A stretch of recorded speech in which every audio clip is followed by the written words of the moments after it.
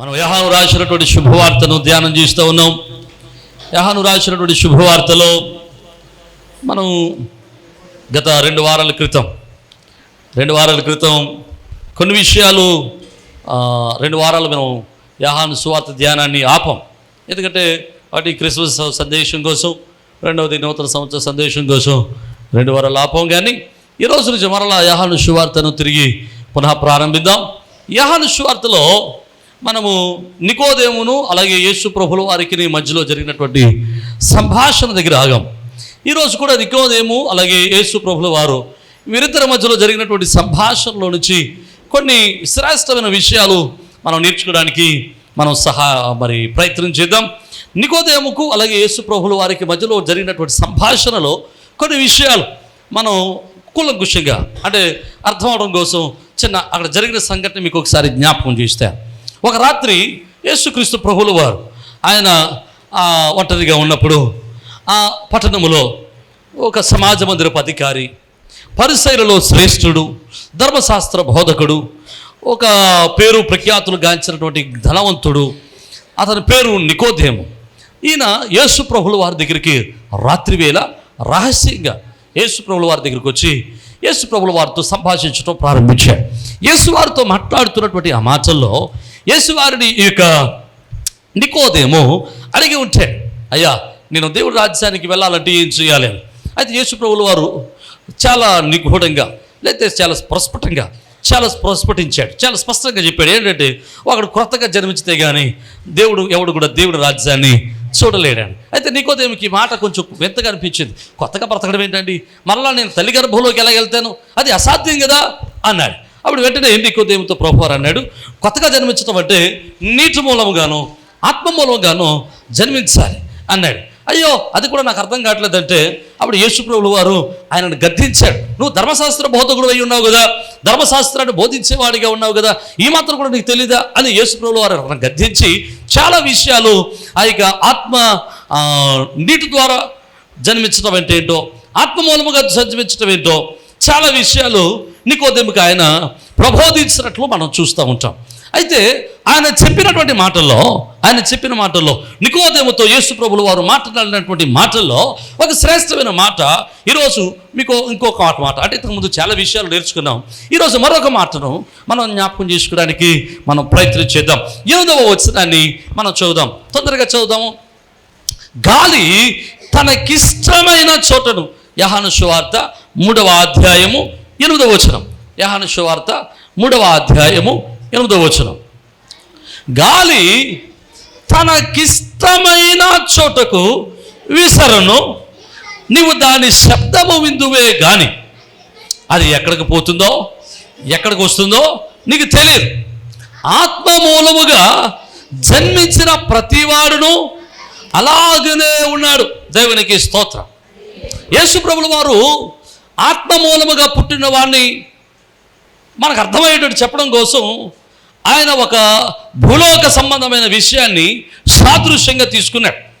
యేసు ప్రభుల వారు ఎప్పుడు కూడా వాక్యం చెప్పినా, ఎప్పుడు ఆయన సందేశాన్ని ఇచ్చినా, ఎప్పుడు ఆయన వాక్యాన్ని ప్రబోధించినా కానీ భూలోక సంబంధమైన విషయాలను ఆయన ఉపమానాలుగా తీసుకుని, ఉదాహరణలుగా తీసుకుని పరలోక సంబంధమైన విషయాల్ని అర్థమయ్యేటట్టు చెప్పేవారు. ఉపమానం అంటే అంతే. చూడండి, విత్తువాని ఉపమానం. విత్తువాడు పరలోకంలో ఉండడు, భూలోకంలో ఉంటే కనుక విత్తువాడిని గురించి ఆయన ఉపమానం చెప్పి అది పరలోక పరమార్థాన్ని అర్థమయ్యేటట్టు చెప్పాడు. అలాగే దాచబడిన ధనం అది భూలోక సంబంధమైనదే, కానీ పరలోక సంబంధమైన విషయాలను, పరలోక సంబంధమైనటువంటి జ్ఞానాన్ని అందులో తన శిష్యులకు ఆయన ప్రబోధించాడు. అలాగే భూలోక సంబంధమైన విషయాలను ఆయన జ్ఞాపకం చేస్తూ పరలోక సంబంధమైన విషయాలను చాలా ప్రస్ఫుటంగా లేకపోతే శ్రేష్టంగా చాలా అర్థమయ్యేటట్లు ఆయన తెలియపరిచేవారు. దేవునికి స్తోత్రం, హల్లెలూయా. ఇప్పుడు ఒక ఆత్మ సంబంధంగా పుట్టినవాడు మనకు అర్థం అవ్వాలంటే ఆయన అంటున్నాడు, గాలి ఎలాగుంటుందో ఆత్మ సంబంధంగా పుట్టినవాడు కూడా అలాగే ఉంటాడు. ఇప్పుడు ఆత్మ సంబంధమైన వాడు ఎలా ఉంటాడో మనకు అర్థం కావాలంటే ముందు మనకు గాలి అంటే ఏంటో తెలియాలి. హలో, గాలి అంటే నాకు తెలియదు అనుకుంటున్నావా నువ్వు? గాలి అంటే మా మీద బోర్డు సార్లు పడింది గాలి అనే వాళ్ళ దేవునికి స్తోత్రం. మొన్న ఎవరో గారు అంటున్నారు, అనే ఆ రోజు నా మీద గాలి పడిపోతుంది. గాలి పడిపోవడం అంటే దెయ్యం అంటే దెయ్యం అంటే దెయ్యం అని చెప్పడానికి కూడా మనకు భయం. అదే దెయ్యాన్ని కూడా పేరెట్టేసాం, గాలి. దేవునికి స్తోత్రం కదండి. కానీ ప్రభువారు చెప్పేది మీద పడే గాలి గట్టు కాదు, మీద పడే గాలిని బట్టి కాదు, మీద పడే గాలిని గురించి కాదు ప్రభు మాట్లాడేది. ఆయన మాట్లాడే గాలి వీచే గాలి. ఏ వీచే గాలి? వీచే గాలుల్లో ప్రతిరూపం నీవే. దేవునికి స్తోత్రం. నాకు దేవుడు చక్కని సంఘబిడ్డలు ఇచ్చాడు. దేవునికి స్తోత్రం. వీచే గాలి గురించి మాట్లాడుతూ ఉన్నాడు. అసలు బైబిల్ గాలి గురించి ఏం చెప్పిందో కొన్ని విషయాలు నేను టక్క చెప్తాను. మీరు రాసుకునే వాళ్ళు రాసుకునండి. మొదటిది ఆమోసు గ్రంథము 4వ అధ్యాయం 13వ వచనంలో అక్కడ రాయబడిన మాట ఏంటో తెలుసా? గాలిని పుట్టించేవాడు ఆయనే. చాలా విషయాలు చూస్తే మనకు అక్కడ అంటున్నాడు, గాలిని ఎవరు పుట్టిస్తున్నారు? చెప్పట్లేదు, దేవుడు పుట్టిస్తున్నాడు. అసలు లోకంలో గాలి ఎక్కడి నుంచి వస్తుంది ఎవరికి తెలియదు. గాలి ఎక్కడి నుంచి వస్తుంది ఎవరికి తెలియదు. చాలామంది అనుకుంటారు చెట్లు వీస్తే గాలి వేస్తుందని. చెట్లు వీస్తే గాలి వేస్తుందా? గాలి వేస్తే చెట్లు ఊగుతాయా? చెట్లు ఊగితే గాలి వస్తుందా? గాలి ఊగితే చెట్లు వస్తాయా? గాలి వస్తే చెట్లు ఊగుతాయా? గాలి వస్తేనే చెట్లు ఊగుతాయి. మరి ఆ గాలి ఎక్కడి నుంచి వచ్చింది ఏమో ఎవరికి తెలుసు. లోకానికి తెలియనటువంటి మహాజ్ఞానం బైబిల్లో ఉంది. గాలిని ఎవరు పుట్టిస్తారయ్యా అంటే దేవుడే పుట్టిస్తాడని వాక్యంలో ఉంది. దేవునికి స్తోత్రం. అంటే భూమి మీద తిరిగే ప్రతి గాలిని కూడా ఎవరు పుట్టించారయ్యా అంటే దేవుడే పుట్టించాడు. దేవునికి స్తోత్రం చెప్పండి. ఇక మనం చూస్తే గాలి గురించి కొన్ని విషయాలు ప్రసంగి 1:6లోను, యోహాను సువార్త 3:8లోను అక్కడ రాస్తూ ఉంటాడు, గాలట తనకి ఇష్టమైన చోటకు విసురుతుంది. ఉదాహరణ చెప్తాను. వర్షాకాలం వచ్చింది అనుకోండి. వర్షాకాలం రాగానే వాతావరణ శాఖలు మనల్ని ఏపించుకు తినేస్తుంటారు. అయ్యా బంగాళాఖాతంలో వాయుగుండం పట్టింది, అల్పపీడనం ఏర్పడింది, అల్పపీడనం వాయుగుండంగా మారిపోయింది. ఇదిగో అది పరిగెత్తుకుని వచ్చేస్తుంది. ఇదిగో కాకినాడలో దాడుతారు అనుకుంటున్నాం అంటాడు. కాకినాడలో ఉన్న వాళ్ళందరూ వెళ్ళిపోతుంటారు అలాగా అని చెప్తూ ఉంటారు. గాలి ఇంచుమించు 150 కిలోమీటర్ల నుంచి 200 కిలోమీటర్ల స్పీడ్తో వస్తుంది. ఆ స్పీడ్తో వస్తే గాలి మామూలుగా ఉండదండి, ఇల్లు పునాదులోంచి లేచిపోతుంది. అయితే కాకినాడలో ఉన్న వాళ్ళందరూ దడ ఆడిపోతుంటారు ఏమైపోవాలని. కలెక్టర్ గారు, ఎమ్మెల్యేలు, ఎంపీలు అందరూ దడ పరిగెత్తి ఆ జనాలందరినీ సురక్షితమైన ప్రాంతాలకి తరలించే పనిలో ఉంటారు. మళ్ళీ కాసేపటికి అంటారు, అయ్యా కాకినాడ వస్తాం అనుకున్నాం కానీ అది బందర్ వెళ్ళిపోయింది అంటారు. మళ్ళీ బందర్లో ఉన్న వాళ్ళందరూ అడుగు నన్నురా బందర్ వచ్చేందట. మళ్ళీ బందర్ కాసేపు దగ్గర ఒరే మేము బందర్ వద్దారు కూడా బందర్ రావట్లేదు, ఇది ఒడిసి వెళ్ళిపోయింది అంటారు. ఆ దేవునికి స్తోత్రం. అంటే గాలి తనకిష్టమైన చోటకు విసురుతుంది. తన దిశ మార్చుకుంటుంది, తన దశ మార్చుకుంటుంది, తన ఆలోచన మార్చుకుంటుంది, తనకిష్టమైన చోటకు విసురుతుంది. అది ఇప్పుడు కాదు, ఎప్పుడో పరిశుద్ధ గ్రంథంలో దేవుడు 2000 సంవత్సరాల క్రితమే బైబిల్ రాయించి పెట్టాడు. గాలి తనకిష్టమైన చోటకు విసురుతుంది. Okay right. ఇక 3వ అధ్యాయం 8వ వచనం అంటాడు, గాలి అదృశ్యమైనదని రాశాడు. గాలి కనబట్టలేదని ఇప్పుడు పెద్ద రహస్యం చెప్తున్నారు, కానీ బైబిల్లో చెబుతుంది గాలి అదృశ్యమైనది. గాలి ఉందని ఎలా తెలుస్తుంది? ఇప్పుడు ఇక్కడ గాలి ఉందా లేదని ఎలా తెలుస్తుందని మనకి? గాలి వస్తుందా లేదో? ఇక్కడ గాలి వేస్తుంది, గాలి తగులుతుంది, లేకపోతే గాలి వచ్చింది అని మీకు ఎలా తెలుస్తుంది? గాలి తగలాలి, లేకపోతే జుట్టు ఎగరాలి, నాకు ఫ్యాన్ తగులుతుందో లేదా ఎలా తెలుస్తుంది మీకు? ఇప్పుడు ఈ లేచుతుంటాయి కదా కొన్ని ఇంటికలు, అవి ఇలా హోగుతుంటాలి కాదండి. లేకపోతే మీరు కప్పుకున్నటువంటి ఏంటి ముసుగులు ఉన్న ఈ రింగులు టింగ్ టింగ్ టింగ్ నవ్వు కాదు అదండి. దేవునికి స్తోత్రం. ఏదో ఒకటి జరగాలి. అంటే గాలి అక్కడ వీస్తుందని ఎలా తెలుస్తుందంటే అక్కడ ఏదో ఒక కార్యము జరగాలి. ఇక మనం చూస్తే సామెతలు 25వ అధ్యాయం 23వ వచనంలో అక్కడ రాస్తాడు సామెతల గ్రంథకర్త సొలొమోను రాస్తాడు, గాలి వాన పుట్టించును వర్షాన్ని పుట్టిస్తుందని రాశాడు. గాలి ఏం పుట్టిస్తుంది? వర్షాన్ని పుట్టిస్తుంది. తర్వాత కొంత సంవత్సరాలకి సైన్స్ చెప్తుంది ఏంటో తెలుసా? ఇదిగో మేఘాలు వస్తాయి, మేఘాలు వచ్చిన తర్వాత చల్లని గాలి పైకి ఆ గాలి ఆ మేఘాలను చల్లబరిస్తే ఆ గాలిలోకి తగిలినటువంటి మేఘాలు చల్లబడి వర్షంగా కురుస్తాయి. అంతేనండి, అలాగే వస్తాయి వర్షాలు. లేకపోతే ఎవడన్నా మాట్లాడతాడు కింద నుంచి. దేవునికి స్తోత్రం. అదే దేవుడు పుట్టించినటువంటి గాలి వెళ్ళి ఆ గాలి ఆ మేఘాలను చల్లబరిచినప్పుడు ఆ మేఘాలు ఏమవుతాయి? వర్షంగా పడతాయి. దేవునికి స్తోత్రం.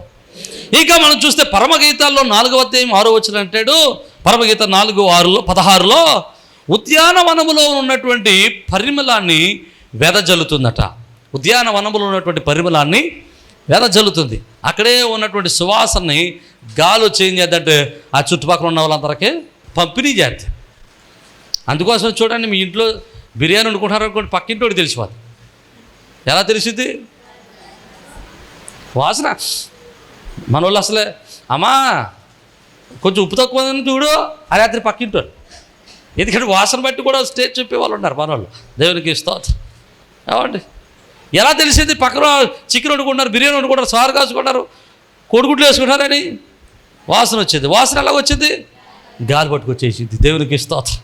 గాలి వాసన వెదజల్లుతుంది. దానికి ఉండే లక్షణం 8వ అధ్యాయం ఆదికాండం 8వ అధ్యాయం 1వ వచనంలో చూస్తే నోవహు కాలంలో భయంకరమైనటువంటి జలప్రలయం వచ్చింది. ఈ జలప్రలయం వచ్చినప్పుడు భూమి అంతటి మీద నీళ్లు నిండిపోయాయి. నీళ్లు నింపబడినప్పుడు నీళ్లను తగ్గించడానికి దేవుడు చేసిన పని ఏంటో తెలుసా? ఒక ప్రచండమైన గాలిని ఆయన వీయించాడు. దేవునికి స్తోత్రం. గాలి వీయగా నీళ్లు తగ్గిపోయాను. దేవునికి స్తోత్రం. గాలికి మరో శక్తి ఏంటో తెలుసా?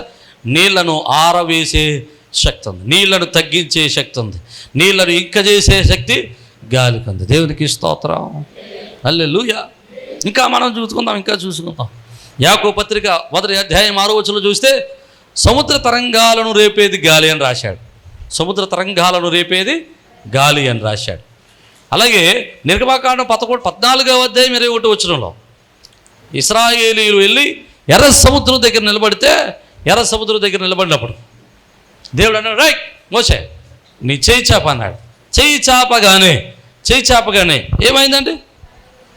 బలమైన గాలి వీచి సముద్రమును 2 ముక్కలుగా. ఆమేన్. హల్లెలూయా. సముద్రం 2 పాయలు అయిపోవటమే కాదండి, ఆ గాలి వలన నేల ఆరిన నేలగా మారిపోయింది. హల్లెలూయా. నన్ను ఈ మాట చెప్పరామండి, గాలి ఎంత శక్తివంతమైందో మీకు అర్థం అవ్వాలి. గాలి దేవుడు పుట్టించాడు. దేవుడు పుట్టించిన గాలి తనకిష్టమైన చోటకి వెళ్తుంది.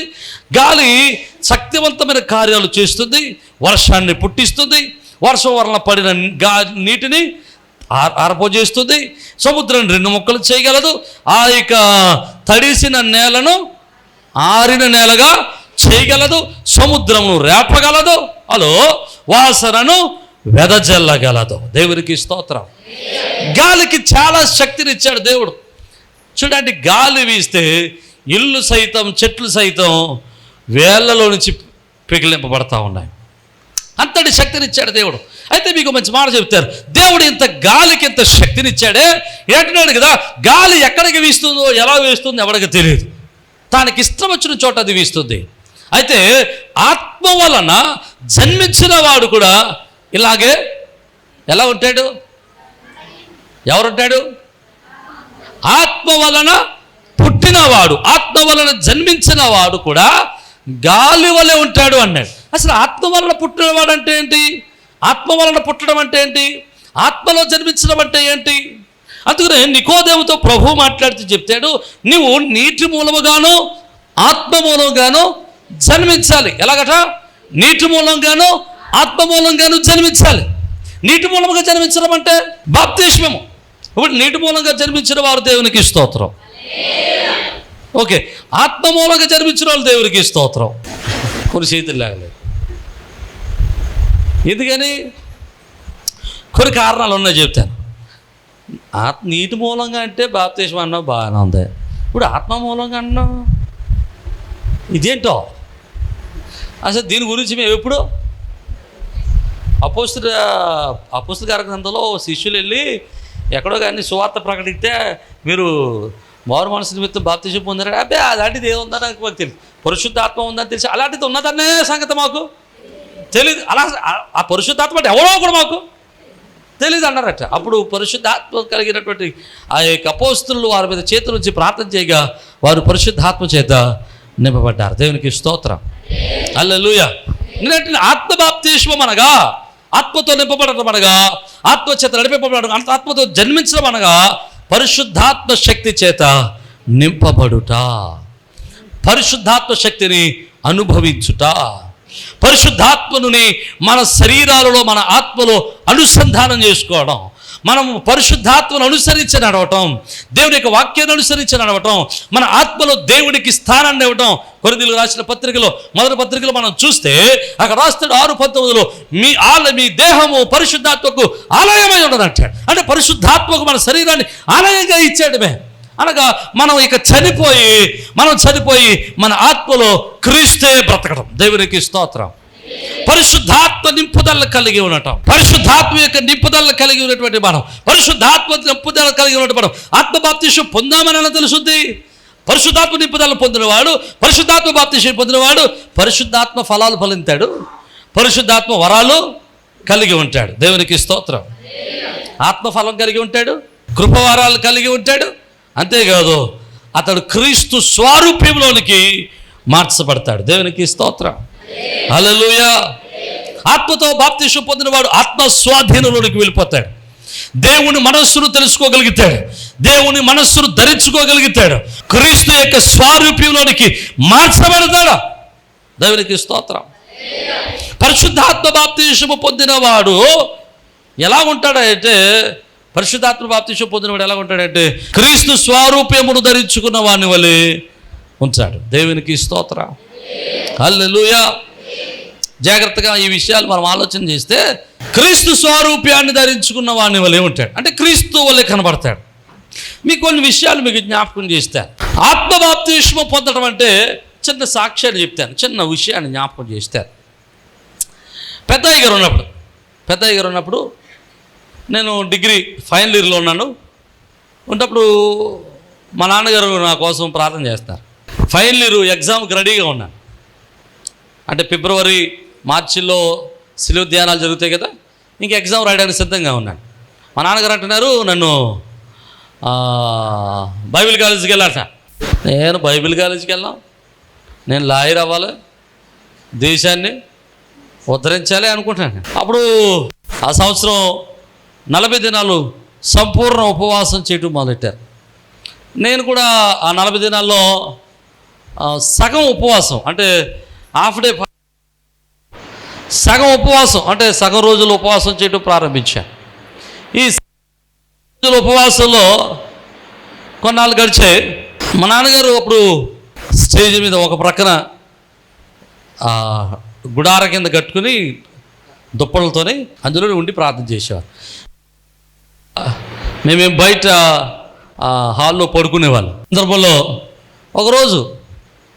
ఒకరోజు తెల్లవారుజామున కాసేపు ప్రార్థన చేసుకుని అలా పడుకున్న కాసేపటికి మొగనగా నిద్ర పడుతుంది వల్ల నాకు ఆకాశం కనబడతా ఉంది, తెరవబడిన ఆకాశం కనబడతా ఉంది.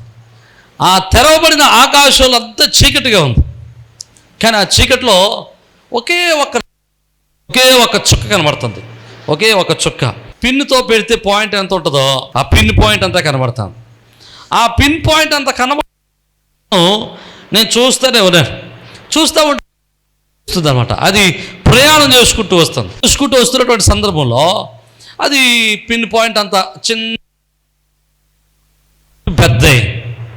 కొంచెం పెద్ద అయింది. కాసేపటికంటే గంటల 2-3 సెకండ్లకి 4 సెకండ్లకి అరిచేయి అంత అయిపోయింది. మనిషి ఎంత చెయ్యంత అరిచేయి. ఇక నాకు ఆ కనబడిన వెంటనే ఆ వెలుగు పడిపోయింది అనమాట. బలమైన వెలుగు నా మీద పడిపోయింది.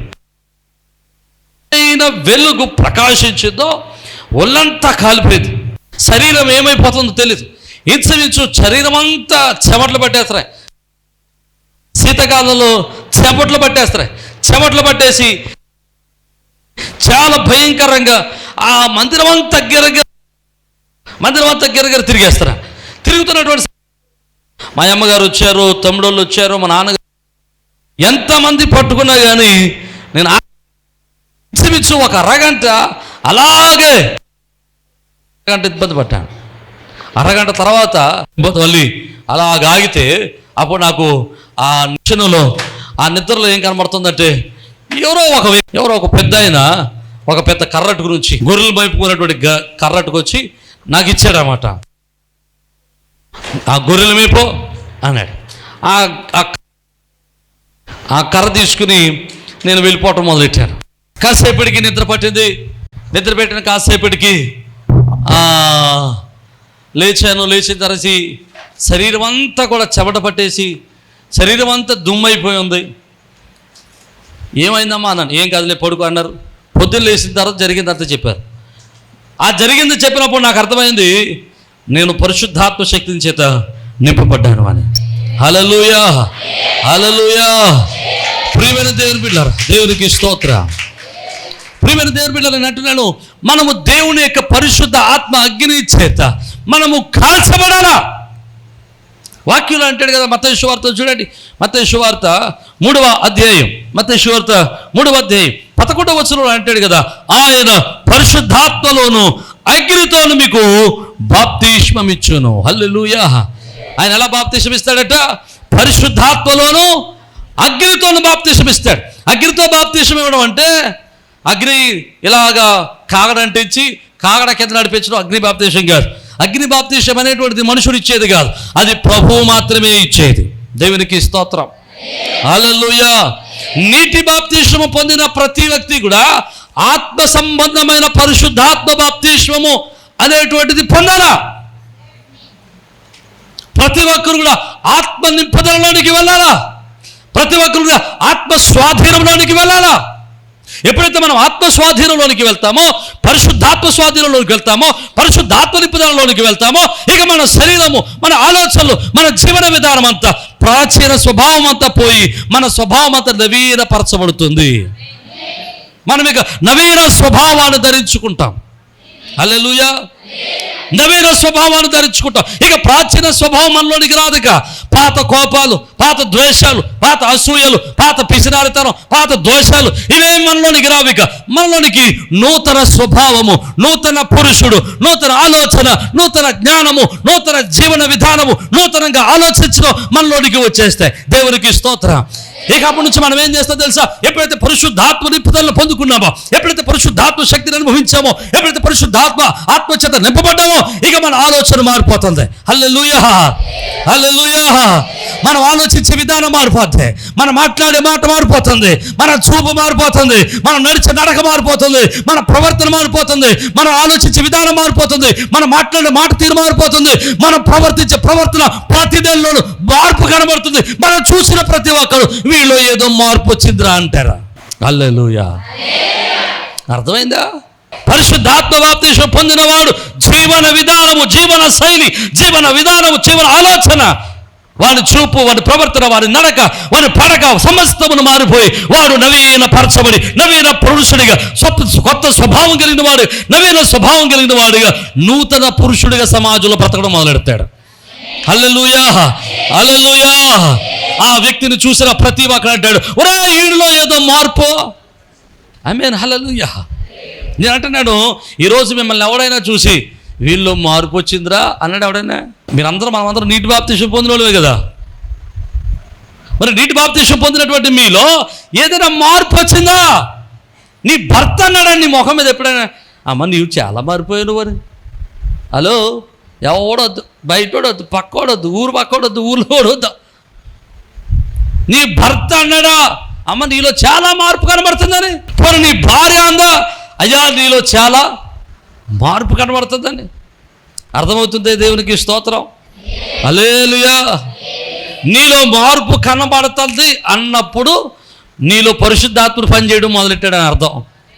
హల్లెలూయా. అప్పుడు పరిశుద్ధాత్మ వరాలు పనిచేయడం మొదలెట్టినట్టు అర్థం. హల్లెలూయా. అప్పుడు పరిశుద్ధాత్మని యొక్క కృపా సన్నిధి, పరిశుద్ధాత్మ ఫలాలు నువ్వు ఫలిస్తున్నావని అర్థం. హల్లెలూయా. ఎప్పుడైతే పరిశుద్ధాత్మ శక్తి నువ్వు పొందుకుంటావో ఆత్మ వరాలు ఫలించడం మొదలెడతాయి, ఆత్మ ఫలాలు ఫలించడం మొదలెడతావు. నువ్వు ఆత్మ ఫలాలతో ఫలించి మంచితనము, ప్రేమ, విశ్వాసము, నిరీక్షణ, సంతోషము, దీర్ఘశాంతం ఇవన్నీ నీలోనికి వచ్చేస్తాయి. అర్థమైతే దేవునికి స్తోత్రం. హల్లెలూయా.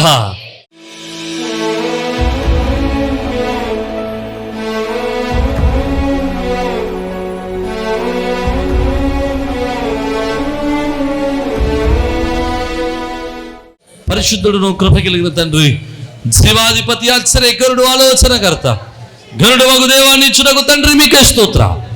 అయా యువతని మా జీవితాల్లో నీ కృపచేత మమ్మల్ని నింపండి, నీ ఆత్మతో మమ్మల్ని బలపరచండి, నీ అద్భుత కార్యాలు మా పట్ల జరిగించండి.